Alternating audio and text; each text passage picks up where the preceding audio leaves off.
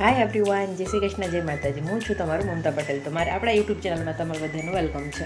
તો તમારા બધાના ઘણાના કમેન્ટ હતા ને કે આમ તો છેલ્લા કેટલા દિવસ 3 દિવસથી હું લાઈવ આવું છું યુટ્યુબમાં, નથી આવતી લાઈવ. અત્યારે કન્ટિન્યુ આપણે લાઈવનું સાંજે 9 વાગે 9:30 વાગે બેસું, કેમ કે જમવાનું બની જાય, છોકરાને જમાડી દઉં, બધું મારું કામ પતી જાય પછી હું બેહું. તો તમારા બધાના કમેન્ટ હતા ને કે દીદી તમે એટલે મારી ઇન્સ્ટા આઈડીમાંથી હતું, તો દીદી તમે આટલા ટાઈમથી આ વિડીયો બનાવો છો તો તમને શું એટલે મળ્યું એમ. જોકે મને પ્રમોશનના ઘણા બધા એમાં આવેલા છે, પણ એને ટાઈમ હોય ને ત્યારે મારે બનાવવાનું છે.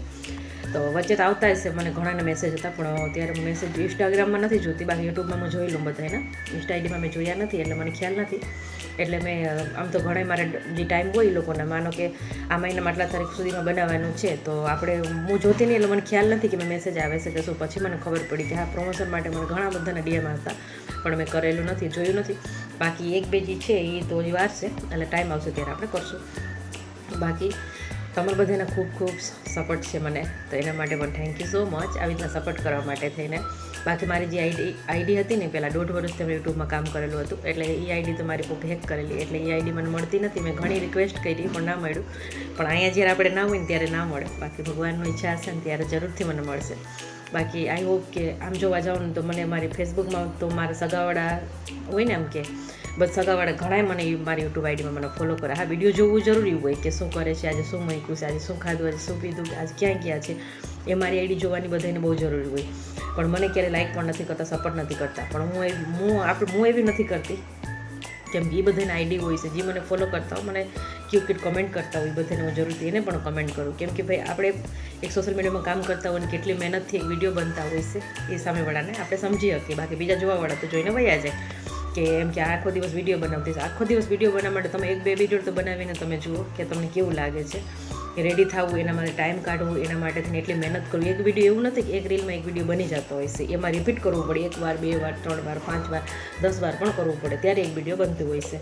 તો જેમ કે જે બનાવતા હશે, જે મહેનત કરતા હશે એને જ ખ્યાલ હશે, બાકી કોઈને ખબર નથી હોતી. તો બધે આવીને તો સલાહ દઈને વયા જાય કે તમે વિડીયો બનાવો, આખો દી વિડીયો બનાવતા હશો, કેમ તમને ફ્રી હો, એટલે ફ્રી નથી હોતા, એના માટે ટાઈમ કાઢવું પડે. કેમ કે આપણે પૈસા કમાવવું હોય, આપણે મહેનત કરવું હોય, તો માણસ ગમે ત્યારે ગમે તે કરી શકે ભાઈ. કેમ કે હું અત્યારે બહાર બેસવા જાઉં કે કોઈના સાથે એમ કે આપણે ગુજરાતીમાં કહીને કે પંચાયત કરવા જતા હોય, એવું મને કોઈ ઈચ્છા નથી કે એવું ઇન્ટરેસ્ટ પણ નથી આપણને કે આપણે જઈને બેસી. કેમ કે આપણે મહેનત કરશું આજ નહીં તો કાલ આપણને 2 પૈસા મળવાનું છે. કેમ આજુબાજુવાળા કે સગા સંબંધી કોઈ દેવા આવવાના નથી. એના માટે થઈને જરૂરથી મેં કીધું આપણે ઘરનું કામ પતાવીને આપણે ફાલતુમાં બેવું એના કરતાં આપણે જાતે મહેનત કરી, આજ નહીં તો કાલ ભગવાનનું ફળ આપણને આપશે. અને મને ઘણા કમેન્ટ પણ કરે મારી ઇન્સ્ટા આઈડીમાં, ફેસબુકમાં કે દીદી તો મહેનત કરતા એટલે બાકી તમને ભગવાન આજ નહીં તો કાલ પણ આપશે. કે તમે સારા વિડીયો બનાવો છો, કોઈના સાથે ખોટું નથી કરતા, તો ભગવાન એ માણસને જરૂરથી આપે છે. મેં કીધું સાચી વાત છે. કે મને જે સમજી શકતા હોય, જે મારા આઈડી પહેલેથી જોતા હોય છે 2 વર્ષથી ઇન્સ્ટા, હું તો યુટ્યુબ તો હજી લેટથી ચાલુ કર્યું. ઇન્સ્ટામાં હું આમનો બનાવતી હતી વિડીયો, એ બનાવતા, પણ ઇન્સ્ટાગ્રામમાં હું 2-3 વર્ષથી મારી આઈડી છે એમાં હું બનાવું છું. પણ મને હા ઇન્સ્ટાગ્રામમાં પણ મારે ઘણા બધા ફોલોવર છે. જેમ કે હવે તો મોરબીથી પણ જે મારા યુટ્યુબર છે બધાએ, એ બધા મને અત્યારે મને પણ ફોલો કરે છે, હું પણ એમને કરું છું. કે થેન્ક યુ સો મચ આવી રીતના સપોર્ટ કરવા માટે થઈને. આવી રીતના સપોર્ટ કરતા રહેજો, મારા આઈડીને ફોલો પણ કરજો અને બીજાને પણ શેર પણ કરજો, ક્યુટ કમેન્ટ કરજો. બાકી ગમે તે છે ને તો આપવાનો હશે તો ભગવાન જ આપશે, બાકી કોઈ નહીં આપે. જો કે માણા આપ્યા છે તો એ તો આજ નહીં તો કાલ સંભળાવશે કે આને અમે હેલ્પ કર્યા હતા. બાકી ભગવાન આપ્યા છે ને, ગમે એટલી વાર ભગવાન આપશે ને તો કોઈ દિવસ આપણને કહેવાના નથી. કે મારી વાત સાચું છે ને, તો મને જરૂરથી તમે કમેન્ટ કરજો. બાકી તો ભાઈ મારા 2 છોકરાઓ પણ ભણતા હોય છે. હું અત્યારે રેન્ટના મકાનમાં રહું છું, મારું પોતાનું મકાન પણ નથી, એટલે ભાડું ભરવું ને બધું અમે જાતે આમ જોવા જાઉં તો પાણીથી લઈને બધું વેચાતું લઈને અમારે ખાવું પડતું હોય છે. તો બહાર બેસીને તો બીજા આજુબાજુવાળા કે સગા સંબંધી તો કોઈ 2 પૈસા દેવાના નથી. બાકી જાતે મહેનત કરેલા હશે તો આપણને કામ આવવાનું છે એમ સમજીને. કેમ કે આપણે મોબાઈલના કમસે કમ મોબાઈલના રિચાર્જ જે આપણે કરતા હોય છે એટલું તો આપણે આપણું પોતાનું કરી શકીએ. એના માટે થઈને હું જરૂરથી મહેનત કરીને આમાં યુટ્યુબમાં હું કરું છું. બાકી તમારું બધાને ખૂબ સપોર્ટ હશે. તો મારી એ જૂની આઈડી જે મારી હતી ને 1.5 વર્ષની મારી મહેનત હતી ગાઈસ, મેં બહુ મહેનત કરીને આઈડી મેં ગ્રો કર્યા હતા, બહુ સ્ટ્રોંગ બનાવ્યા હતા. પણ શું કરું, મારી કિસ્મતમાં નહીં હોય. બાકી ભગવાન કરતાં હવે સારું જ કરતા હશે, ચાલો છોડો. એટલે આ આઈડીને હું તો બનાવવાની નથી યુટ્યુબમાં વિડીયો, મેં કીધું મારે બનાવવું નથી પણ છોડી દઉં. પણ મેં કીધું ચાલો એકવાર આવું થયું ને આપણી સાથે, ભગવાન બીજી વાર તો ના જ કરે ને, એટલે આ વખતે પાછું આપણે ફરીથી મેં કીધું મહેનત કરીને કન્ટિન્યુ આપણું કામ કરશું. તો એવી રીતના તમારા બધાને ખૂબ ખૂબ સપોર્ટ. ને કાલના લાઈવમાં પણ ઘણા બધા સપોર્ટ કર્યા હતા. તો એના માટે પણ થેન્ક યુ સો મચ. આવી રીતના સપોર્ટ કરતા રહેજો. બાકી દુનિયામાં હું હાલે હું ને આપણે કોઈ મતલબ નથી. બાકી તો મેં ઘણાઈને એવી રીતના મદદ પણ અમે કર્યા હતા, ઘણાઈના જરૂર હોય ત્યારે અમે જઈને ઊભા પણ રહ્યા હતા, પણ અમારે જરૂર પડે જ્યારે અમારે મુસીબત અમારા ઉપર આવે, ભગવાન એટલી દયા છે, આશીર્વાદ હોય ને એટલે કોઈ કંઈ કરવાના નથી. બાકી અમે બધાના સપોર્ટમાં અમે કામ આવ્યા છે, પણ અમારે જ્યારે જરૂર પડી ને ત્યારે અમારી પાસે કોઈ નહીં આવ્યો, તો એના માટે થઈને હું કરું. બાકી આજે નહીં તો કાલ હું મારું નામ તમારા બધાને સપોર્ટ હશે ને મારા નામ ઊંચા લેવલ સુધી હું લઈ જઈશ. બાકી બીજાને તો છોડો, કોઈ સપોર્ટ ના કરે તો કાંઈ નહીં. મારા ઓડિયન્સ તો બધાને, તમે બધા છો મારા ઓડિયન્સને મારા વિડીયો પસંદ આવે છે, તમારું કમેન્ટ મને પસંદ આવે છે, એના માટે થઈને થેન્ક યુ સો મચ આવી રીતના પસંદ કરવા માટે મારા વિડીયોને. તો હવે કન્ટિન્યુ મૂવી વિચાર, એમાં એવું થાય કે ગાઈસ મારી પાસે ટાઈમ નથી હોતી ને, પછી મૈત્રી પાસે ટાઈમ ના હોય, મને એડિટ નથી કરી દેતી. બાકી એડિટ મને થોડું આવડે છે, બાકી થોડું ઘણું નથી આવડતું, પણ એ હું કોશિશ કરીને શીખી લઈશ એડિટ કરતાં. જેમ કે યુટ્યુબમાં મિની બ્લોગ્સ તમને બધાને કહી દીધી, તમે આખો દિવસ શું કરો ને એની તમે રૂટીન અમને બતાવો, જેમ કે સવારથી સાંજ સુધીનો. તો એ કોશિશ કરીશ હું. જેમ કે સવારમાં પણ મારે નાસ્તો છોકરા માટે એ પણ અલગ અલગ હું બનાવતી હોઈશ, એ પણ એની રેસીપી પણ તમારી સાથે શેર કરીશ. તો આઈ હોપ કે તમે બધાય આવી રીતના સપોર્ટ કરજો મને ગાઈશ. તો થેન્ક યુ સો મચ. તો આજનું મારી આ બ્લોગ તમને કેવું લાગ્યું, નાનો એવો મસ્ત મજાનો મિની બ્લોગ, તો મને કોમેન્ટ કરજો. એવી આશા રાખો કે તમને બધાને સારું જ લાગ્યું હશે.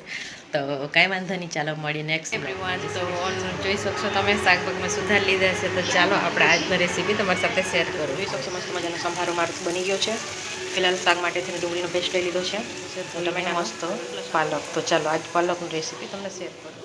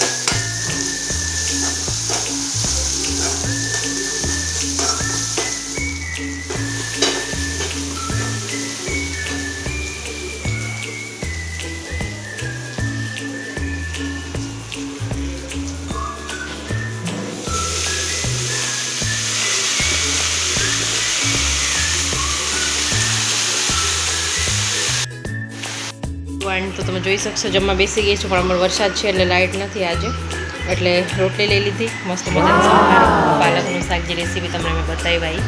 બાકી તો થોડું અંજવાળું શકશો તમે. આટમાં એણે વરસાદ જેવું વાતાવરણ થઈ ગયું છે. અત્યારે મૈત્રી પણ જમવા બેસી ગઈ છે. આજ પલરી નહીં આવી ગઈ છે સ્કૂલેથી, પણ હા તમે જો રોટલી, સંભારો, પાલકનું શાક સાથે છાશ લઈ લીધી છે. પણ આજે અંધારુંમાં જમવું પડે છે, લાઇટ નથી. તો ચાલો તમને મળું નેક્સ્ટ બ્લોગમાં.